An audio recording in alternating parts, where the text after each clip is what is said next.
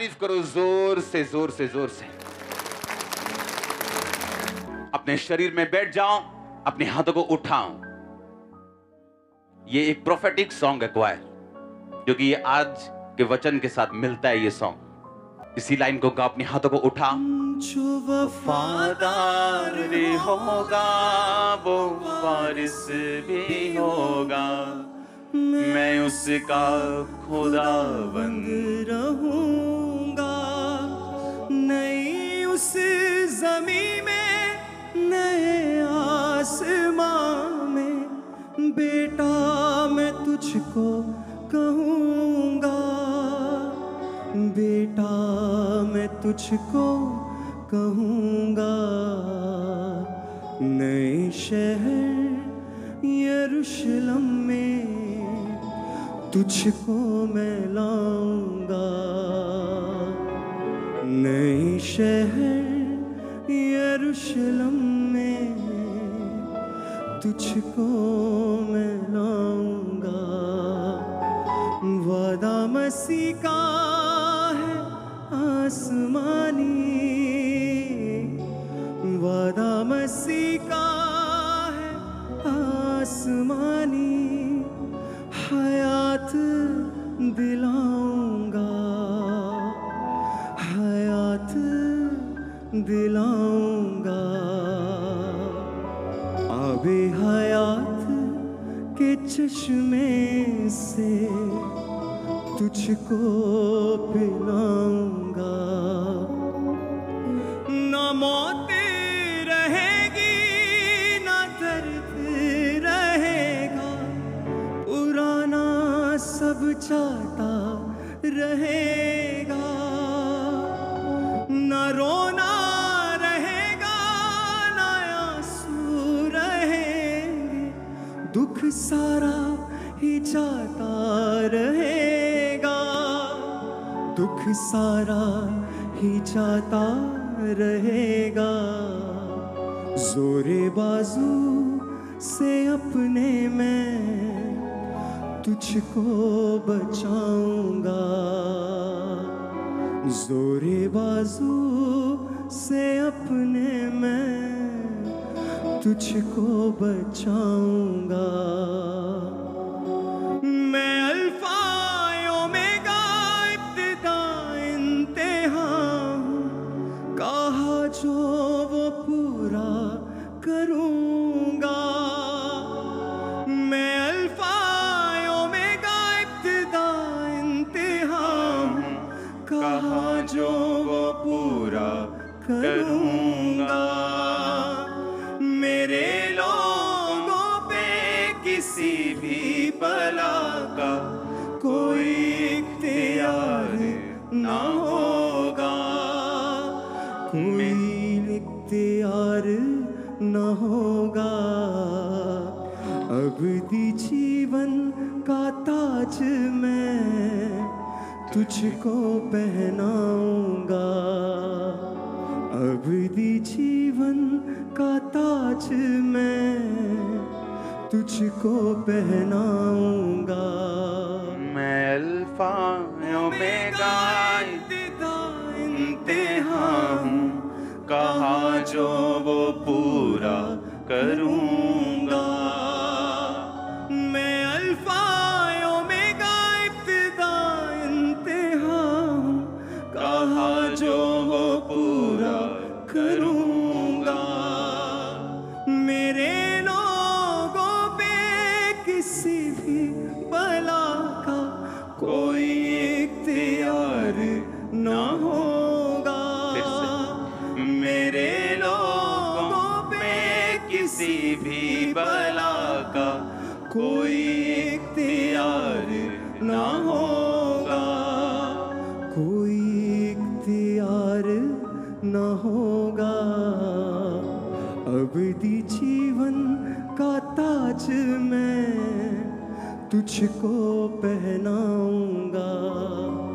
वादा मसीह का है आसमानी, वादा मसीह का है आसमानी। हयात दिलाऊंगा, हयात दिलाऊंगा। अपनी बाइबल को उठाओ, बोलो मैं इस वचन से प्यार करता हूं। ये मेरे शुद्ध रहने का आधार, मेरे जीवित रहने का आधार है। मैं अपना ध्यान इन वचनों के ऊपर लगाता हूं, प्रभु यीशु मसीह के नाम में। तारीफ करो जोर से। पहला यूहन्ना 5 उसकी 1 आयत से मैं पढ़ूंगा। जिसका ये विश्वास है कि यीशु ही मसीह है और वह परमेश्वर से उत्पन्न हुआ है, और जो कोई उत्पन्न करने वाले से प्रेम रखता है वह उससे भी प्यार करता है जो उससे उत्पन्न हुआ है। जब हम परमेश्वर से प्रेम रखते हैं, हम उसकी आज्ञाओं को मानते हैं, तो इसी से हम जानते हैं कि हम परमेश्वर की संतानों से प्रेम रखते हैं। क्योंकि परमेश्वर से प्रेम रखना यह है कि हम उसकी आज्ञाओं को माने और उसकी आज्ञाएं कठिन नहीं। क्योंकि जो कुछ परमेश्वर से उत्पन्न हुआ है वह संसार पर जय प्राप्त करता है, और वह विजय जिससे संसार पर जय प्राप्त होती है वह हमारा विश्वास है। पहला यूहन्ना 3 उसकी 15 आयत। जो कोई अपने भाई से बैर रखता है वह हत्यारा है, और तुम जानते हो कि किसी हत्यारे में अनंत जीवन नहीं रहता। फिर से पढ़ेंगे पहला यूहन्ना 5 उसकी 1 से 4 आयत। जिसका ये विश्वास है यीशु ही मसीह है, वह परमेश्वर से उत्पन्न हुआ है। जो कोई उत्पन्न करने वाले से प्रेम रखता है वह उससे भी प्यार रखता है जो उससे उत्पन्न हुआ है। आमीन। 4 आयत में लिखा, जो कुछ परमेश्वर से उत्पन्न हुआ पैदा हुआ वह संसार पर जय प्राप्त करता है। ये परमेश्वर की परफेक्ट प्लानिंग है कि वो आपको जय देने के लिए अपने पास बुलाता है। आपको ये मालूम है या नहीं? हाँ, विक्टोरियस लाइफ। इसलिए उसने कहा मैंने तुच्छों को चुन लिया, मैंने बीमारों को चुन लिया, मैंने गरीबों को चुन लिया, मैंने छोटों को चुन लिया एक जयवंत जीवन देने के लिए। और जब आपको यह मालूम हो जाए कि ये परमेश्वर का प्लान है कि मैं जिस मर्जी जाति से हूं, जिस मर्जी बैकग्राउंड से हूं, गरीब हूं या अमीर हूं या आगे हूं या पीछे हूं, इससे कोई मतलब नहीं। परमेश्वर की इच्छा यह है कि मैं एक विक्टोरियस, एक जयवंत जीवन जीऊं। वो आपकी मैरिड लाइफ में हो, आपकी स्पिरिचुअल लाइफ में हो, वो आपकी फाइनेंस लाइफ में हो, हर तरफ से परमेश्वर ने आपको जय देने के लिए अपने पास बुलाया। हालेलुया। अब बात यह है कि उस जय को पाने का तरीका हमें बाइबल बताती है। अगर हम फ्रिज खरीदते हैं, टीवी खरीदते हैं और हमें मालूम नहीं वो कैसे चले, एक बुक उसके साथ मिलती है जिसमें लिखा होता है ये चलता कैसे।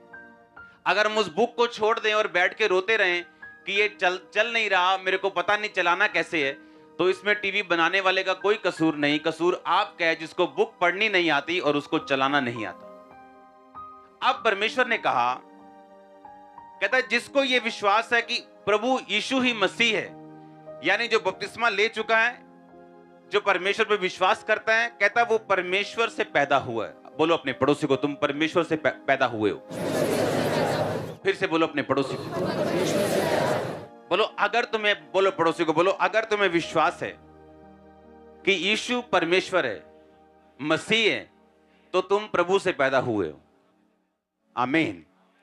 अब उसने कहा अगर तुम्हें यह विश्वास है कि यीशु मसीह परमेश्वर है तो तुम परमेश्वर से पैदा हुए हो।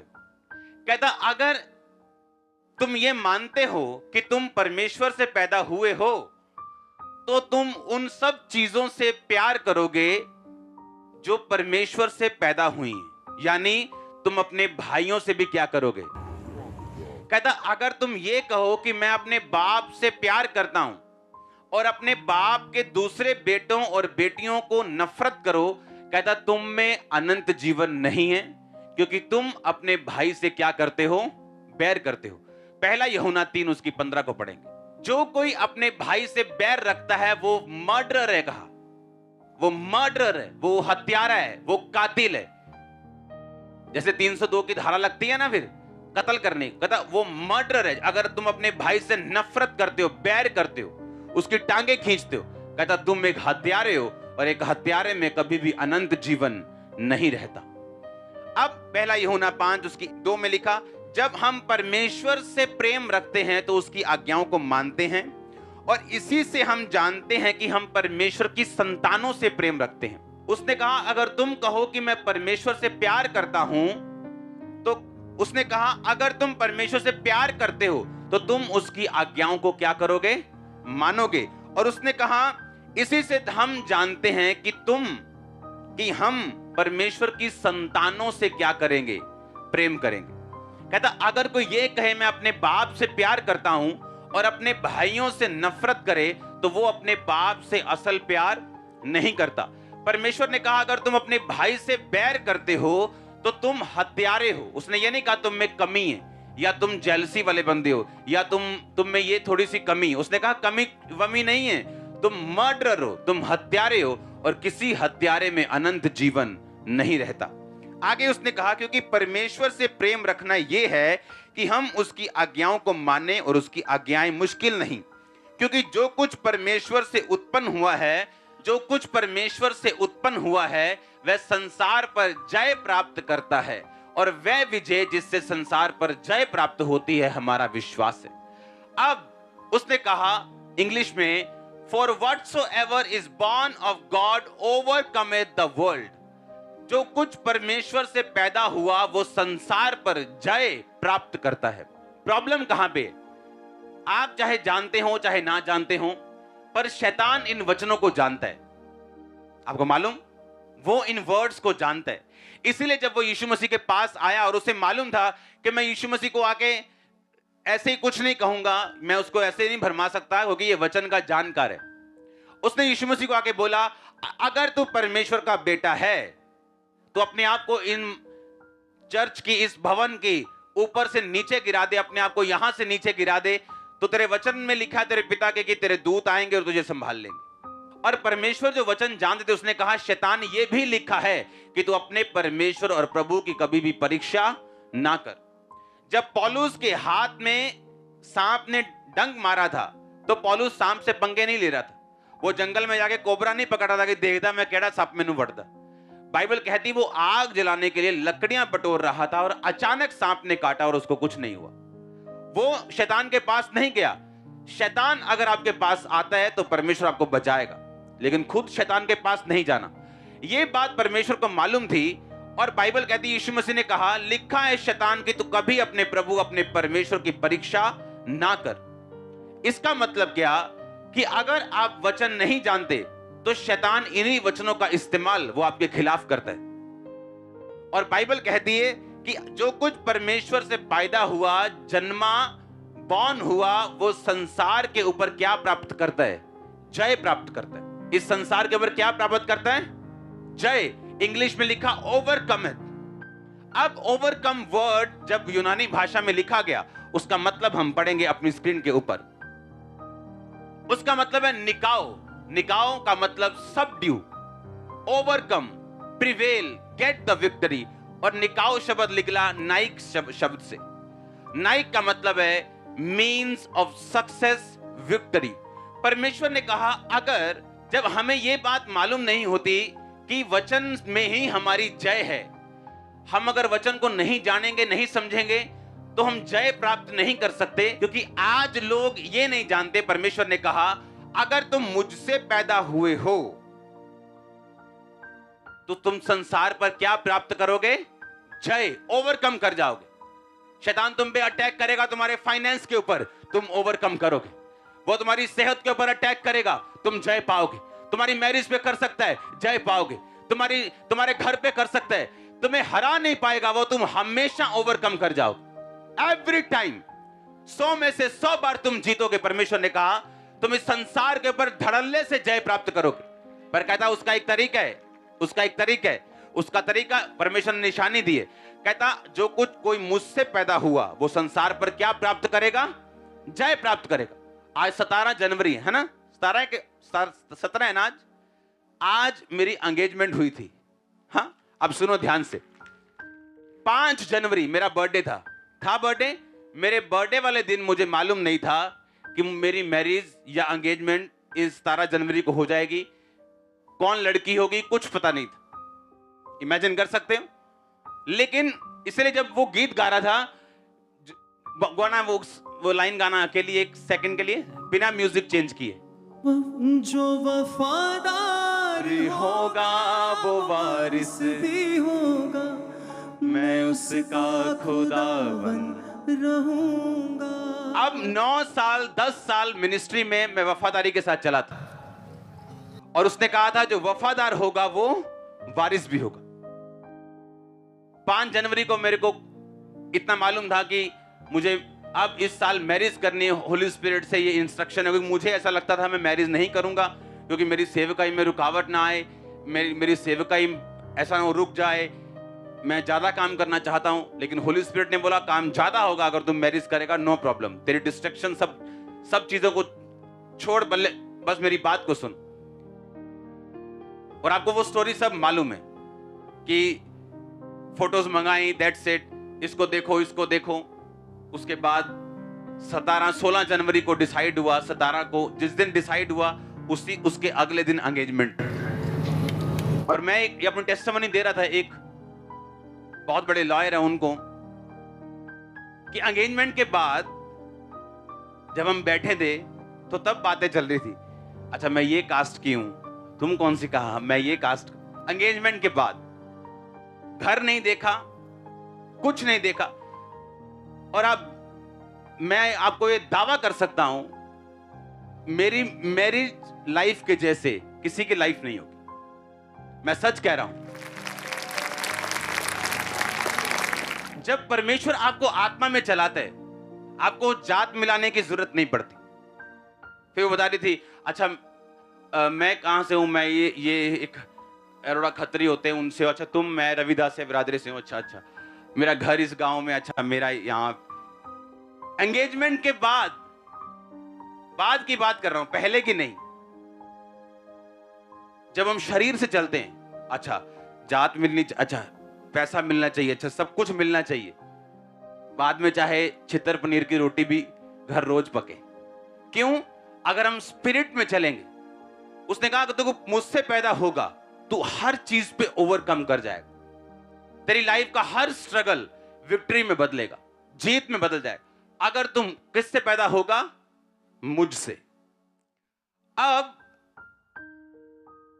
परमेश्वर ने कहा अगर तुम मुझसे पैदा हुआ है तो उसकी एक निशानी होगी, तू उन सबसे प्यार करेगा जो मुझसे पैदा हुए। अगर तेरे में यह बात नहीं है तो तू झूठा है, मर्डर है, तू हत्यारा है। आप जानते हैं हेवन फुल ऑफ सरप्राइजेस होगा, क्योंकि जिन लोगों को आप स्टेजेस पे देखते हैं वहां पे वो लोग नहीं होंगे। बहुत से लोग जिनको आप बड़े बड़े स्टेजेस पे देखते हैं वहां नहीं होंगे, और आप हैरान होंगे ये कैसे हो गया, ये तो फलाना नहीं है, वहां रहता था। और आपको मालूम होगा कि ये स्वर्ग में है ही नहीं। सामने से हालेलुया बोल के सरमन देना या मिनिस्ट्री करना या गाना या बैठना या बिलीवर बनना या वॉलंटियर बनना, इस बात से आप स्वर्ग नहीं जाते जब तक आप अंदर से अपने भाई से प्यार नहीं करते। और आज इस चीज में लोग फेल हो चुके हैं, टोटल फेल। और परमेश्वर क्या कहता है? और नुकसान किसका है? नुकसान उसका नहीं जिससे नफरत की जा रही है, वो हमेशा आपको बढ़ता मिलेगा। नुकसान उसका है जो नफरत कर रहा है, क्योंकि परमेश्वर ने कहा फिर तुम में अनंत जीवन नहीं रहेगा। जब वो अपने फाइनेंस में चलेगा, उसको तरह तरह के एक्सक्यूज मिलेंगे। अच्छा ये अगर ये होता ना तो फिर आप चाक देना ही कम, ज्यादा होता ना यार फिर सेट हो जाना ही कम। अपनी फैमिली में, अपनी लाइफ में, अपने आसपास उसको वो कभी वो रिलीज, वो ब्लेसिंग, वो फ्लो कभी नहीं मिलता जिसकी वो एक्सपेक्टेशन रखता है परमेश्वर से कि ऐसा मेरी लाइफ में हो, या मेरी फैमिली में हो, या मेरे फाइनेंस में हो, या मेरी मिनिस्ट्री में हो। उसको कभी ऐसा नहीं मिलता, क्योंकि अनंत जीवन, इटर्नल लाइफ जो सिर्फ स्वर्ग से शुरू नहीं होती, जिस दिन आप क्रिश्चियन बनते तब से शुरू होती। वो आपके फाइनेंस में फ्लो करती, आपके शरीर में फ्लो करती, वो आपके परिवार में फ्लो करती, आपके मानसिक जीवन में फ्लो करती, स्पिरिचुअल लाइफ में फ्लो करती। और जब वो आपकी लाइफ में फ्लो करना शुरू करती है, आपकी लाइफ में लाइफ बढ़ती, आप जीवित होते हैं। अपनी हर एक पहलू में, हर एक चीज में आप जीवित होते हैं। और जब आप बैर करते हैं, नफरत करते हैं, वो आप नहीं जानते वो चीजें गायब हो जाती। आप दुनिया के सामने वही रहते हैं, आपकी शक्ल चेंज नहीं होती, पर आपकी स्पिरिचुअल पोजीशन जो है वो बदल जाती है। फिर से पढ़ेंगे इसको, पहला यूहन्ना 5, जिसका यह विश्वास है कि यीशु ही मसीह है, वह परमेश्वर से पैदा हुआ है। जो कोई उत्पन्न करने वाले से प्रेम रखता है, वह उससे भी प्यार करता है जो उससे पैदा हुआ हो। यानी जो कोई परमेश्वर से प्यार करता है, वह उससे भी प्यार करता है जो परमेश्वर से पैदा हुआ हो। जब हम परमेश्वर से प्यार करते हैं तो उसकी आज्ञाओं को मानते हैं, और इसी से हम जानते हैं कि हम परमेश्वर की संतानों से प्यार करते हैं। परमेश्वर ने कहा, अगर तुम भी अपने प्रेम करने वालों से प्रेम करो, जो तुमसे प्यार नहीं करते उनसे नफरत करो, तो तुम में और अन्य जातियों में मैं कोई फर्क नहीं समझता। आज बड़ी बड़ी बातें करने से ये बेटर है कि कलीसिया अपने बेसिक में चले। एक मकान पे अच्छे से अच्छा पेंट, अच्छे से अच्छा ईंटें, सरिया, अच्छा फर्नीचर, बेस्ट सीलिंग लगा के अगर उसका बेस कमजोर छोड़ दोगे तो एक दिन उल्टा और शर्मिंदगी होगी, क्योंकि लोग बोलेंगे कि क्या बेस्ट से बेस्ट सामान लगाया लेकिन मकान ढह गया। इससे अच्छा यह कि लोगों की परवाह ना करते हुए अपना बेस स्ट्रांग करो, चाहे वो घर थोड़ी देरी से बने, मुश्किल बने, लेकिन जब वो बन जाए वो एक सदा का घर हो। और ऐसा करने के लिए प्रभु ने आपको अपने पास बुलाया। परमेश्वर ने कहा, अगर तुम मुझसे प्यार करोगे तो मुझसे जो जन्मा है तुम उससे भी प्यार करोगे। चाहे वो तुम्हारे साथ सेम विश्वास नहीं शेयर करता तो भी, उसकी डॉक्ट्रिन थोड़ी अलग हो तो भी, अगर वो तुम्हारे साथ सहमत नहीं है तो भी, पर कहता अगर तुम बैर करते हो तुम एक मर्डरर हो। परमेश्वर तुम्हें एक मर्डरर की निगाहों से देखता है। आज प्रॉब्लम पता क्या है चर्च में? आज प्रॉब्लम यह है कि जब एक पापी चर्च में आता और छाती पीट के बोलता है, रो के कहता, खुदावन मैं पापी हूं, और लिखा चुंगी, एक बंदा आता है और बोलता है कि परमेश्वर ये चुंगी लेने वाला जो कह रहा है ना मैं पापी हूं, मैं इससे बड़ा अच्छा हूं। आप प्रेयर कर दिया, पता हम प्रेयर करते हैं, पता है दान कितना देते हैं, और परमेश्वर ने कहा वो धर्मी और तू पापी। हम जितना मर्जी अच्छा काम कर लें, जब तक हमारा टीचर हमारी कॉपी चेक करके उस पर गुड नहीं लिख देगा तब तक वो सस्पेंस बना रहता है। हाँ या ना? हम जितना मर्जी अच्छा कर लें, जब तक हमारा टीचर उस पर वेरी गुड नहीं लिखता, उसे पास नहीं करता, तब तक वो पास नहीं। आज जब हम बेसिक भूल जाते हैं और बड़ी बड़ी बातें करना शुरू कर देते हैं, एंड में शर्मिंदगी कुर्सी पर बैठ के उन लोगों का इंतजार कर रही है, उनको मालूम नहीं। क्योंकि ये होगा, क्योंकि अनंत जीवन किसी हत्यारे में नहीं रहता। वो लाइफ नहीं रहती जो आपकी हड्डियों में बहनी, वो लाइफ नहीं रहती जो आपके फाइनेंस में बहनी, आपकी लाइफ में, फैमिली में बहनी, वो लाइफ नहीं रहेगी आपकी लाइफ में अगर आप बैर करेंगे तो। हालेलुया। अब हम पढ़ेंगे प्रकाशित वाक्य 3 उसकी 21 आयत को। जो जय पाए उसे मैं अपने साथ सिंहासन पर बिठाऊंगा, क्योंकि मैं भी जय पाकर अपने पिता के साथ उसके सिंहासन पर बैठ गया। फिर बोलो, जो जय पाए। इसका मतलब यह है, प्रकाशित वाक्य एक ऐसी पुस्तक है जिसको आप मान नहीं सकते पूरा, क्योंकि ये एक प्रोफेटिक बुक है। ये तो होना है अभी। ये सिर्फ पढ़ने से ही आपको ब्लेसिंग मिलती है, बोलने से ही ब्लेसिंग मिलती है, इसको सिर्फ देखने से ही ब्लेसिंग बाइबल कहती है आपको मिलती है। जब आपने ये वचन पढ़ा, एक्चुअली आप ब्लेस हो रहे हो सिर्फ पढ़ने से। ये इस बुक की खासियत। उसने कहा जो जय पाए, इसका मतलब ये एक चॉइस, ये एक चुनाव है जो आपको करना है। परमेश्वर ने यह नहीं कहा जिसको मैं जिताऊं, परमेश्वर ने कहा जो खुद जय पाए उसको मैं अपने सिंहासन पर बिठाऊंगा, जिस तरह मैं भी जय पाकर अपने पिता के साथ सिंहासन पर बैठ गया। जब आप वचन पे चलते हैं, अपने भाइयों से प्यार करते हैं, आप अपने फोकस को बना के चलते हैं, परमेश्वर आपकी लाइफ में आपको ऐसी ग्रेस देता है, ऐसी आपको शील्ड आपके आसपास, ऐसा एक घेरा देता है, आपको इस डिवाइन ईश्वरीय तरीके से वो चलाता है, आपकी अगुवाई करता है। जब आपको कुछ भी नहीं सुन रहा तब भी आपके पांव सही रीति के साथ चलते हैं और वहीं जाते जहां परमेश्वर चाहता है। ये सारा कॉन्फिडेंस, ये सारा विश्वास आप इसे अपनी लाइफ में पर्सनली भी देख सकते हैं प्रैक्टिकली पूरा होते हुए, अगर हम उसके वर्ड पे चले तो। हालेलुया। और जब वो आपकी अगुवाई करता है, जब परमेश्वर आपके ईश्वरीय रीति के साथ अगुवाई करता है, आपकी सेंसेस उसके साथ मैच नहीं करती।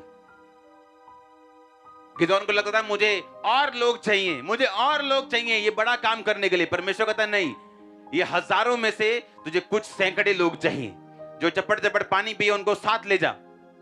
क्योंकि युद्ध किसका है? यहोवा का। संग्राम किसका है? यहोवा का। वो अपनी महिमा किसी दूसरे को नहीं देना चाहता। हालेलुया। वो अपनी महिमा किसी को नहीं देता। वो अपनी ग्लोरी, अगर मैं ये बात बोलता हूं, अगर आप यूज हो रहे हैं खुदाबंद के लिए, आप किसी भी चीज के लिए, किसी भी डिपार्टमेंट में, किसी भी काम के लिए, कभी घमंड मत करो, क्योंकि परमेश्वर के पास आपसे बेटर पर्सन अवेलेबल है उसी जगह के ऊपर। और जैसे आप घमंड करेंगे वो आपसे बेटर पर्सन खड़ा कर देगा। और जब हम इस बात को पहचानते हैं कि अगर हम कुछ कर रहे हैं, अगर हम कुछ बोल रहे हैं, अगर हम कुछ प्रेयर कर रहे हैं, अगर हम कुछ कर रहे हैं परमेश्वर के राज्य के लिए, तो ये आपकी ब्लेसिंग है। क्योंकि जब वो जिताने पे आता है, उसको हजारों नहीं चाहिए, वो कुछ ही को इस्तेमाल करके बड़ी सेनाओं को हरा सकता है। और ये हमने बाइबल में देखा है। आज अगर आप परमेश्वर के हाथ को पहचान लें और जो भी अपनी लाइफ में आप स्टेप लें, अगर उसमें आप परमेश्वर को सामने रख के ले, आप कभी फेल नहीं हो सकते।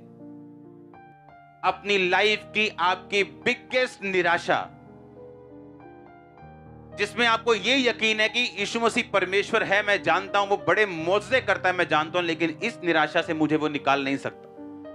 मैं आपको बिलीव दिलाता हूं कि जब आपकी लाइफ का डार्केस्ट टाइम होगा और आपको लगेगा कुछ नहीं, और फिर भी आप परमेश्वर में बने रहेंगे, एक रात लगेगी परमेश्वर को सब कुछ बदलने के लिए। और मैं ये पढ़ा पढ़ाया कुछ नहीं सुना रहा हूं, मैं आपको अपनी लाइफ बता रहा हूं। एक नाइट फिनिश, एक दिन लगेगा उसको सारा वातावरण बदलने के लिए, जब वो आपके फेवर में खड़ा हो जाएगा।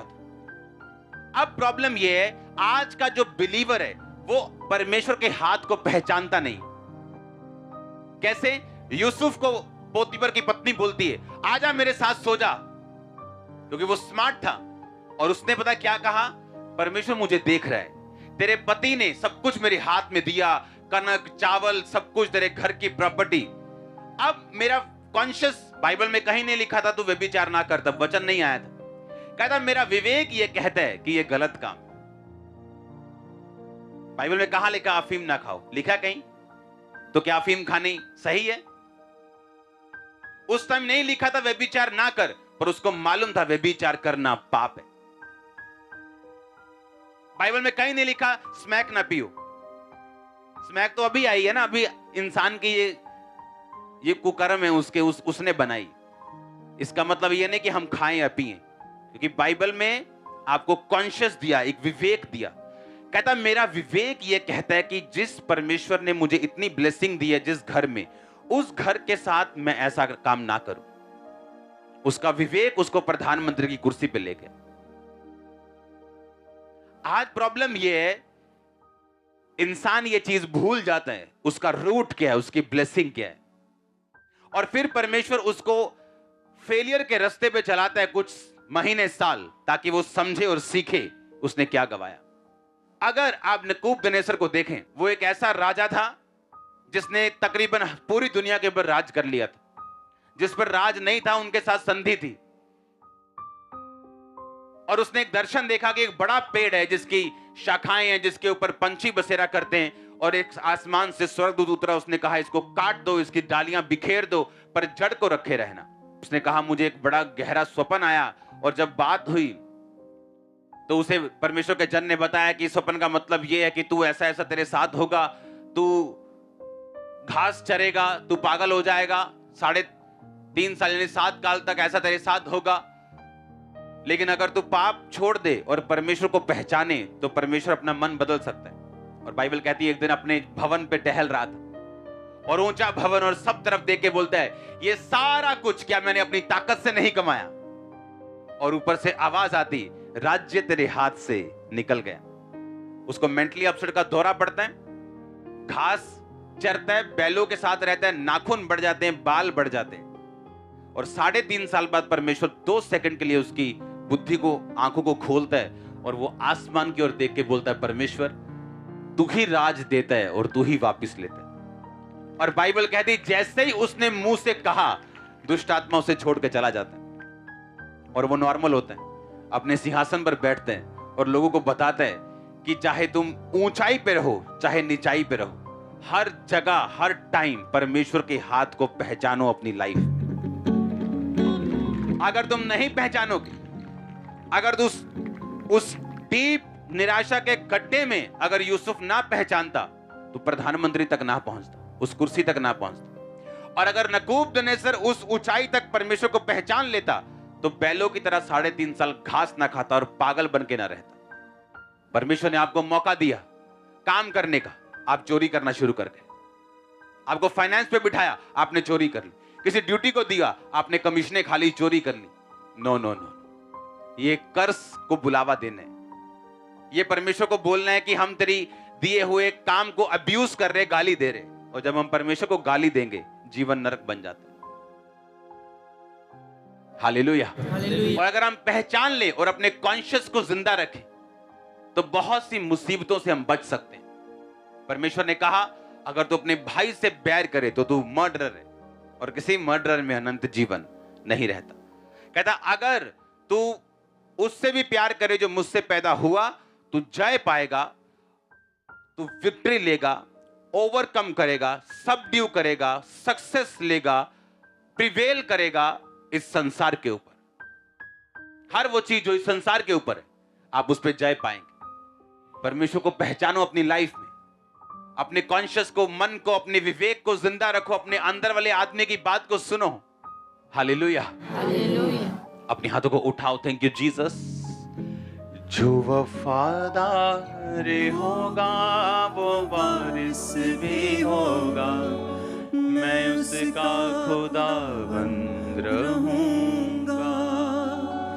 जो वफादार होगा वो वारिस भी होगा, मैं उसका खुदाबंद रहूंगा। अपने हाथों को उठाओ खुदाबंद के साथ वफादारी के लिए। अपने गुनाहों की क्षमा मांगो, माफी मांगो, क्लीन लाइफ मांगो, साफ जिंदगी, क्लीन जिंदगी, कॉन्शियस अपना जीवित खुदाबंद को बोलो कि वो करे। अपने गुनाहों की क्षमा मांगो क्योंकि बाइबल ऐसा कहती है जब पाप आता है, जब हम कॉन्शियस से नहीं चलते तो शर्मिंदगी उसके बाद फॉलो करती। खुदाबंद को बोलो खुदाबंद मुझे हर एक शर्मिंदगी से बचा, मुझे जय दे खुदाबंद। मैं अपने भाई से प्यार करता हूं, मैं अपने विवेक के अनुसार चलता हूं। हिलाओ अपने हाथों को और मांगो परमेश्वर से। आज ग्रेस यहां पे मौजूद है, उस वफादारी के अभिषेक और उसके मसे को मांगो।